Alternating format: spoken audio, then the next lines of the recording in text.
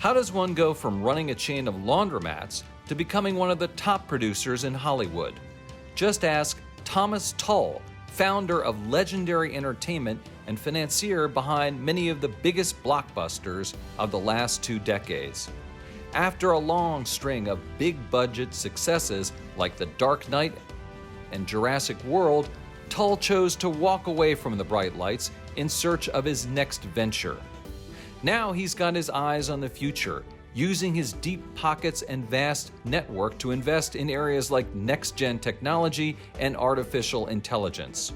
In this episode of Influencers, I speak with Thomas Tull, founder and CEO of Tulco, as we discuss his experience in the movie business, his ownership stake in the Pittsburgh Steelers, and the one piece of advice that Warren Buffett once shared about investing.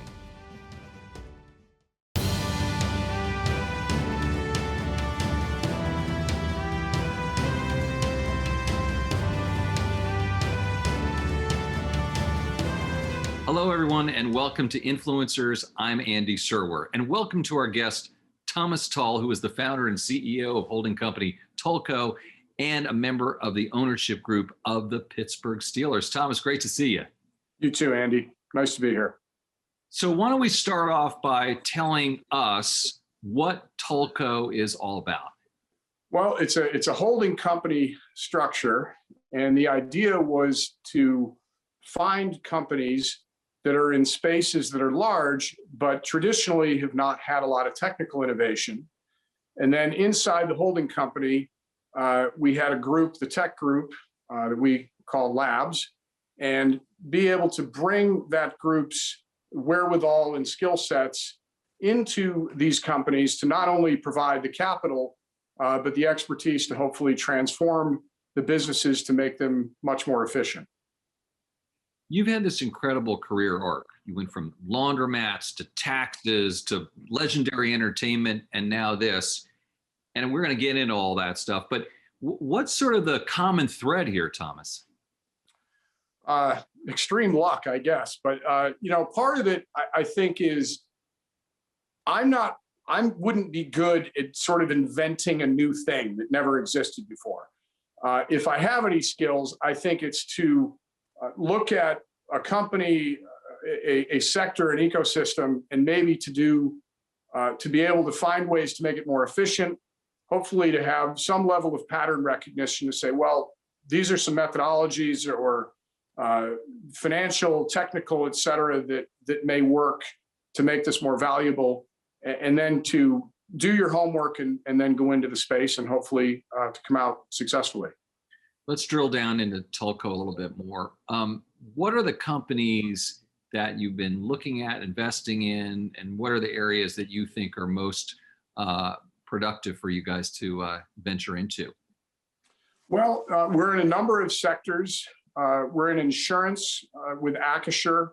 They're one of the largest brokers in the world.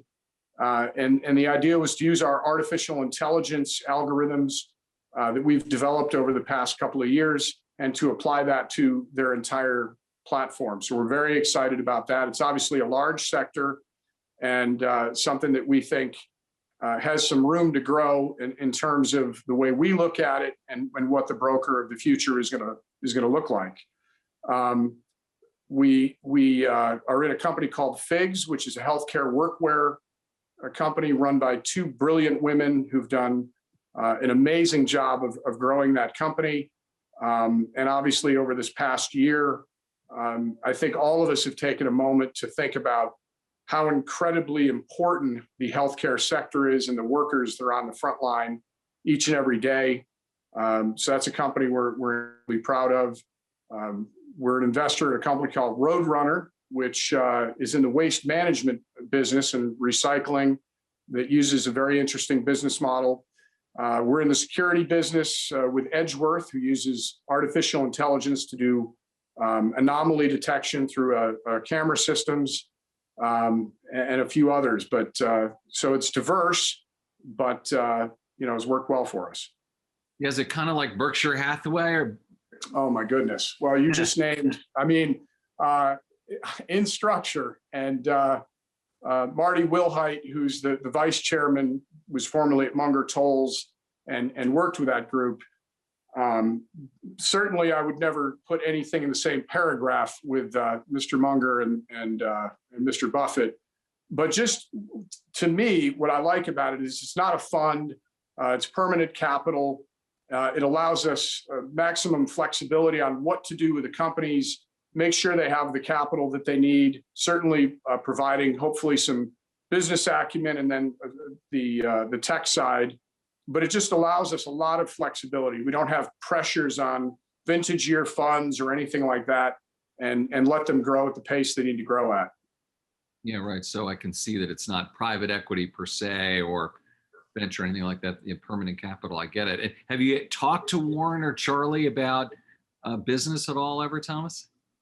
Yeah, I had the privilege of sitting with Warren for almost 2 hours in his office in Omaha, which was beyond a privilege. It's something I'll treasure for the rest of my life.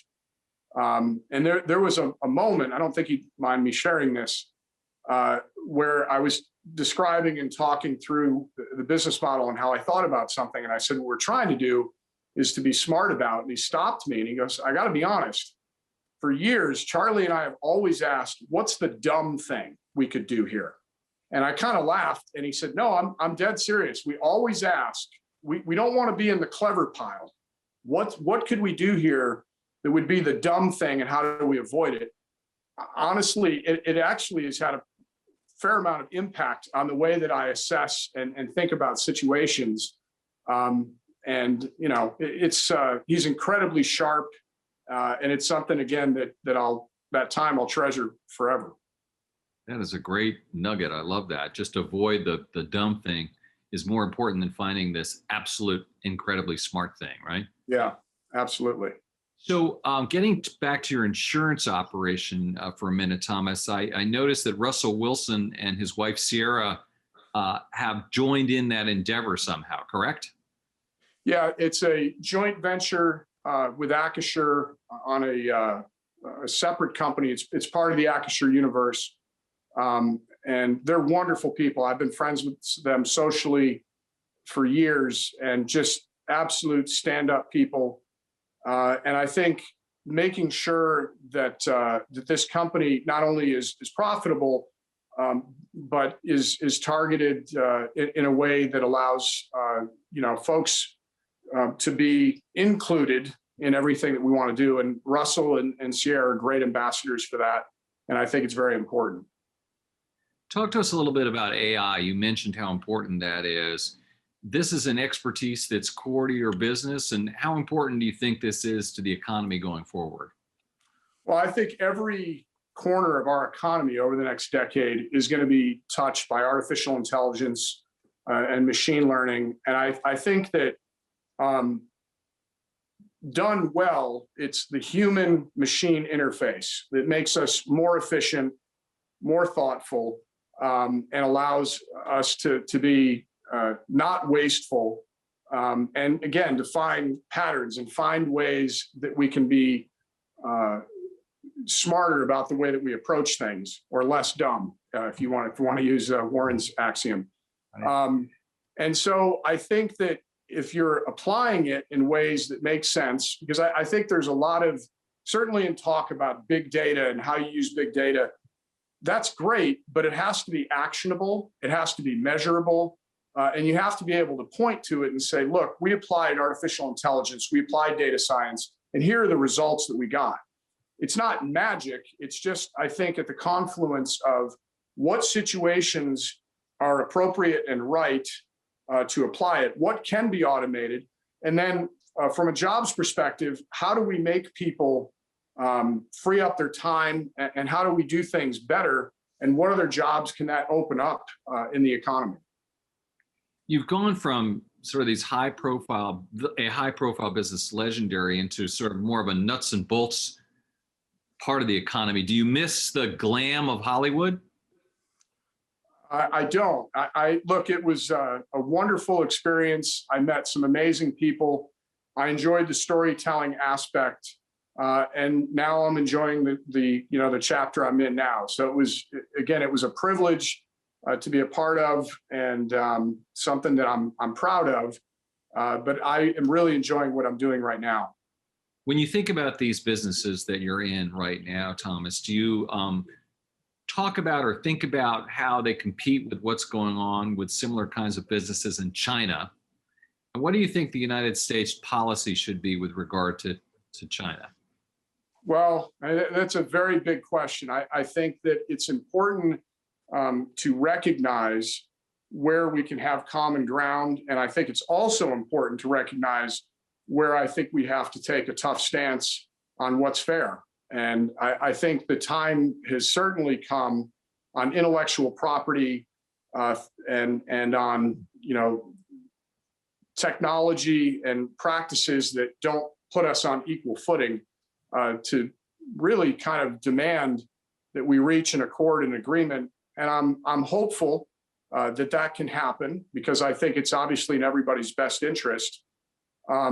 But when you're talking about being competitive globally, I think it's naive and Pollyanna to not think about the ways in which, if you're competing with Chinese companies, they do have some distinct advantages. And so I think you have to take that into account, and just recognize that that's the way it is. Like you can try to wish it away, but that's not going to help very much.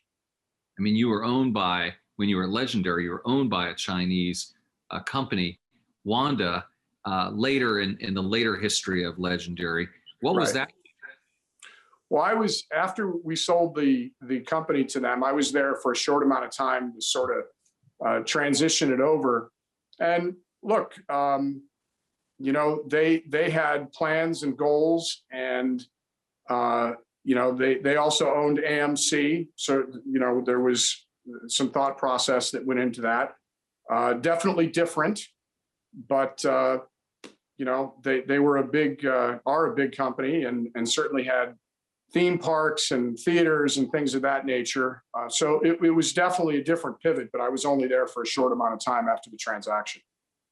Talk to us, though, about building legendary entertainment, because, boy, that's a pretty unusual thing, because most of the studios obviously are decades and decades old. So to build a new company from scratch must be an incredible accomplishment, or feel like an incredible accomplishment for you.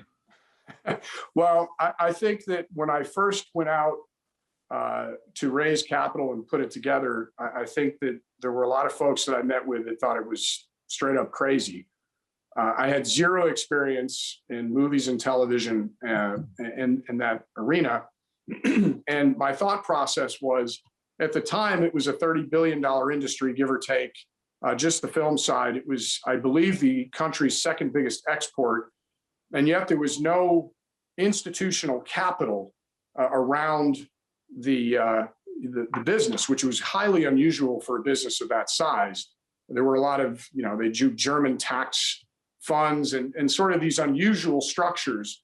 And so I thought, if I could build a company that was adjacent to that ecosystem, use their global distribution, that, after studying the financials, there was a way through if you made great content. I was very fortunate to have partnered with Warner Brothers. They were great to me.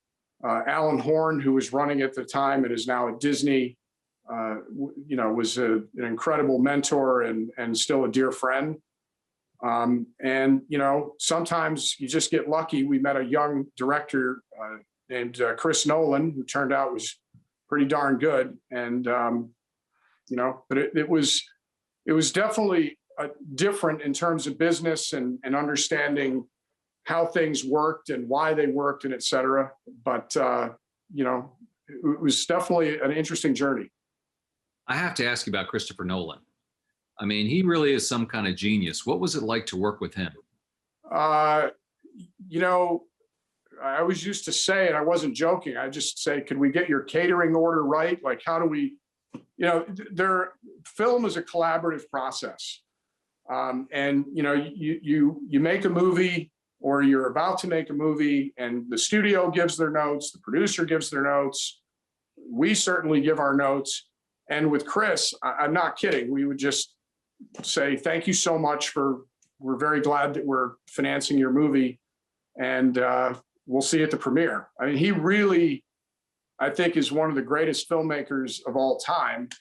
And it was evident very early. Batman Begins was our first movie. And, he's just incredibly talented and continues to go on and make amazing things. Have you thought about the business much since? I mean, you look at the business has gotten completely turned upside down with COVID, and maybe there's some inefficiencies ripe for innovation. So a couple things. I think COVID has impacted, all of us in so many ways. I think it's accelerated what was already happening. One of the reasons that I thought it was the right time, at least for me, to exit the business is when you look at the theatrical exhibition business and you look at the way making a movie, putting it out, getting your theatrical run, then getting paid in secondary windows and so forth. All of a sudden, when you have the streaming services whose multiples and market caps are completely different, right?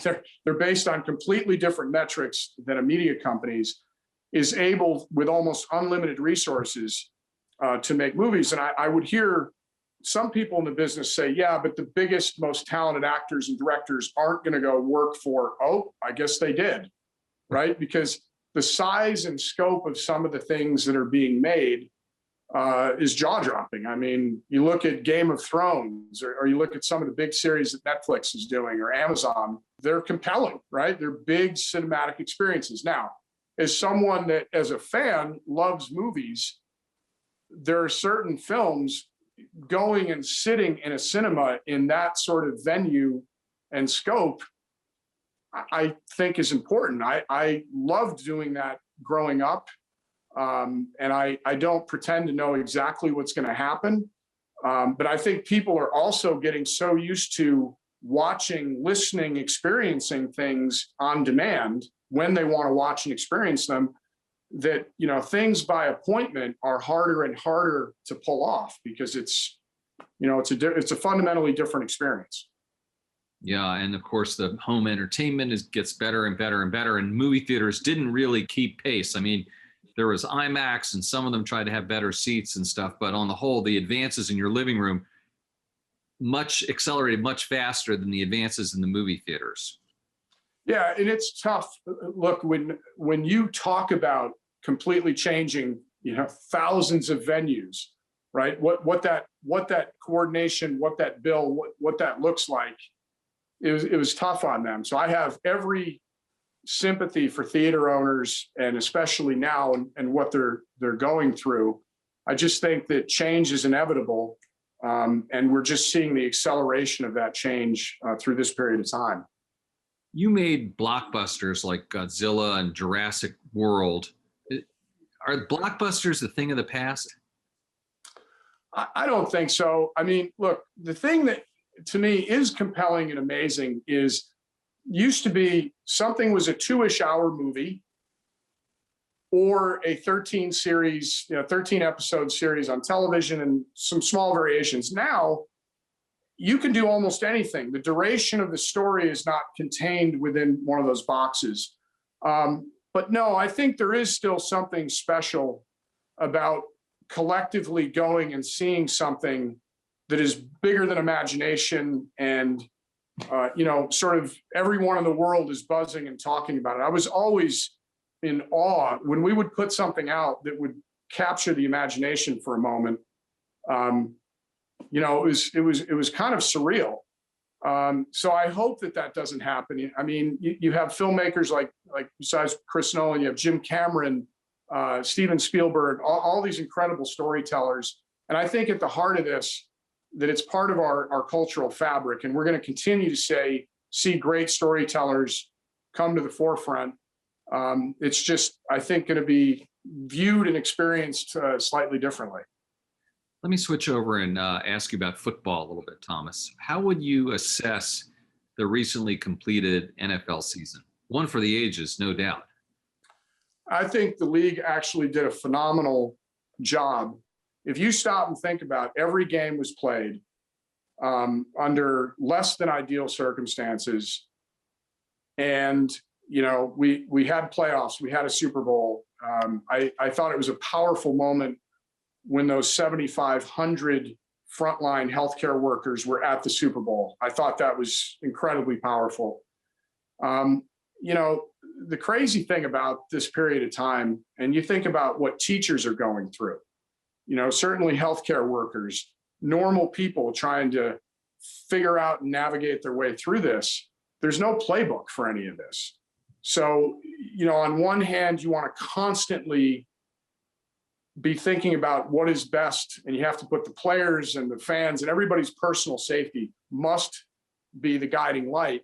And at the same time, so many fans, just personally, and then from the league saying, please don't take away, football is important, and that sort of escapism certainly nowhere near is important. I don't want to, be mistaken for saying that football is something that had to go on, but just to provide some level of entertainment and normalcy, I thought was important. And I think the league did a really nice job getting through this. Certainly we'll remember it forever. And I really hope we don't have to do it again and we can return to some level of normalcy.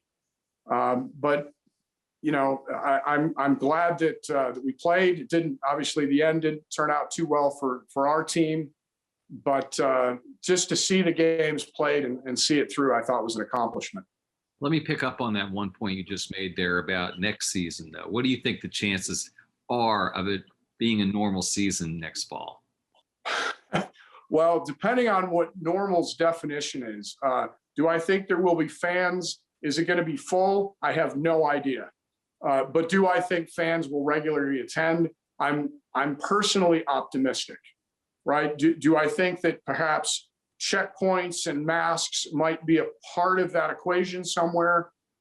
That's not hard to envision. Do I think testing is going to be a part of it? Player safety, all those things? Certainly I do. I'm rooting for our entire country on the vaccine front to try to get things distributed as quickly as we can, especially to people that need it the most. And hopefully we can all get back to living. And I think about everything from small business owners who, are trying to make it to the other side of this, which is really the backbone of this country. And, I'm on the other hand, I think what some of the scientists have pulled off in terms of these vaccines, I really think we're going to look back in time and realize what a monumental achievement it is. I mean, I'm not fluent in biomed, but friends that are into deep research have just said you have no idea what an accomplishment it is at this speed and velocity to pull this off. And so hopefully that gets rolled out and we can move ahead. And what about the Steelers, Thomas? How are they looking for next year in your quarterback situation? Well, look, it's all complicated, certainly by the fact we just found out what the cap number is going to be. Ben has been, he's somebody I'm close to, but he's also one of the greatest Steelers of all time. He's won a couple of Super Bowls, and hopefully everything can be worked out. But at the same time, I think that just this whole year just had a lot of uniqueness to it. But I'm hopeful that it can work out. He certainly is going to go down on the Mount Rushmore of Steeler players. And so I know that they're talking, Mr. Rooney, our principal owner, and Kevin Colbert and Coach Tomlin, and they always do a good job. So we'll see what happens. Speaking of Coach Tomlin, the NFL only has 3 black coaches. What's wrong here, and how do you fix that? Well, look, I had the privilege of being close to Mr. Rooney, Mr. Dan Rooney, who the Rooney Rule is named for. I cannot express what a fine human being he was. I miss him dearly. And recently his wife, Pat, passed away. just the classiest people you ever want to know. And it was so important to him.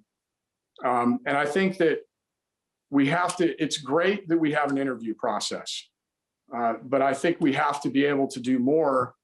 And I think part of that is what sort of other support can we provide? And I know we have some amazing coaches. There are candidates I'd certainly like to see have a head coach, maybe not in our division, because they're incredibly talented.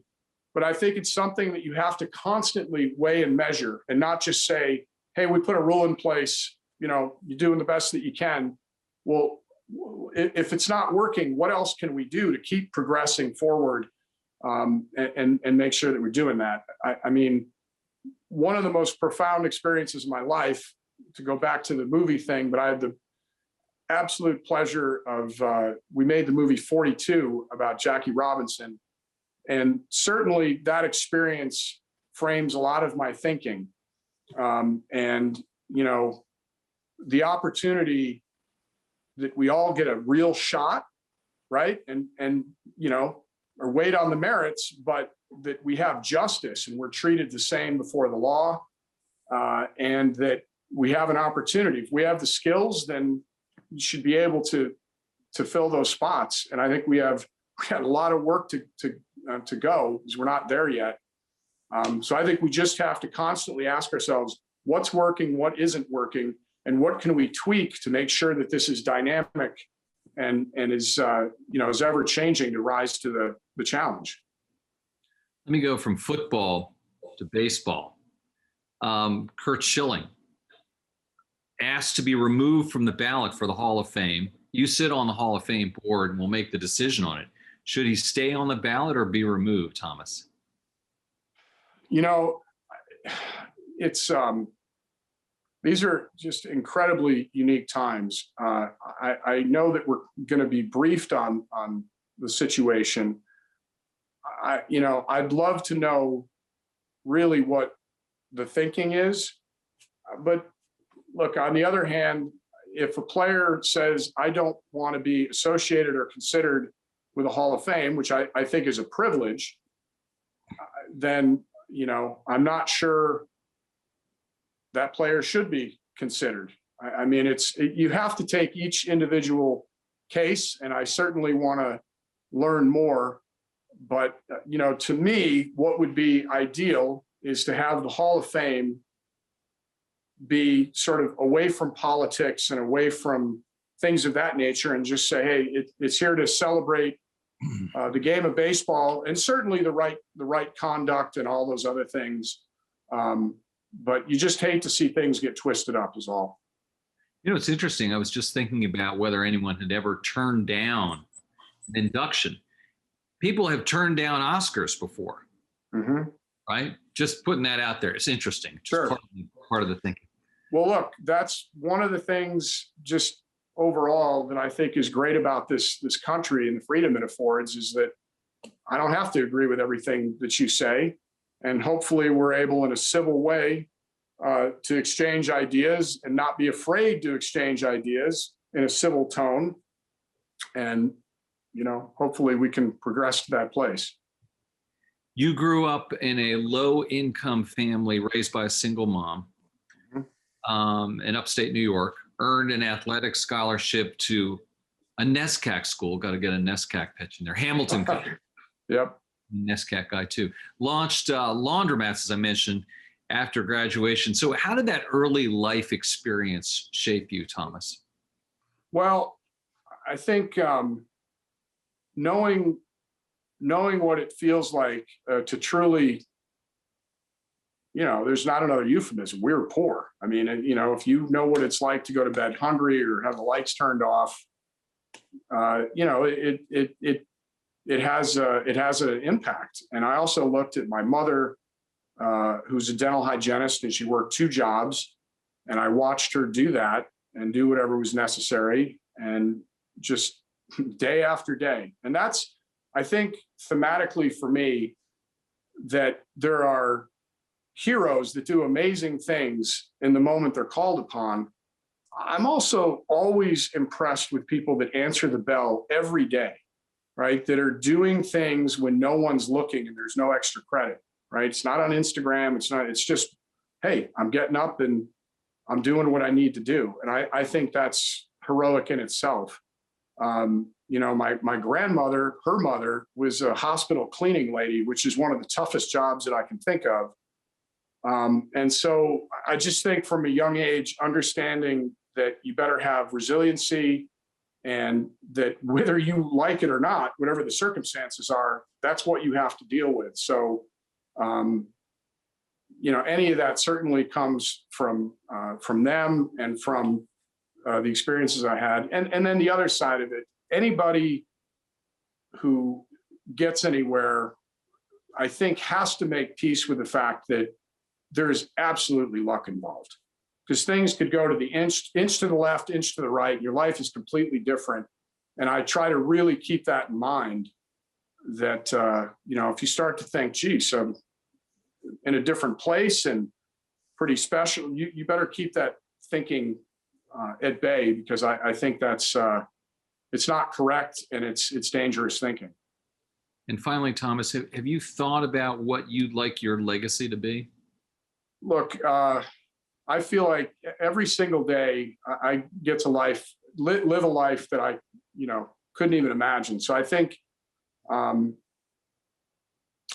hopefully, my number one thing is I've got two 11-year-old twin boys that are at the center of my world. And, being a good father is a very big deal to me. And I'd also say just that, doing the things that I have the reach or impact to be able to do to help, because I think in our country, citizenship is something that is, you have to work at it. You have an obligation to be informed. And if you have the opportunity, either philanthropically or some way to help to be impactful in your community, you have to do those things. And so I just hope that, you have to earn that every single day. And so I think a lot about that. But I'm at a place that I'm still trying to earn that rather than thinking about what it is. So hopefully we can keep it going. Sounds good. Thomas Tull, founder and CEO of Tulco, thank you so much for your time. Thank you, Andy. You've been watching Influencers. I'm Andy Serwer. We'll see you next time.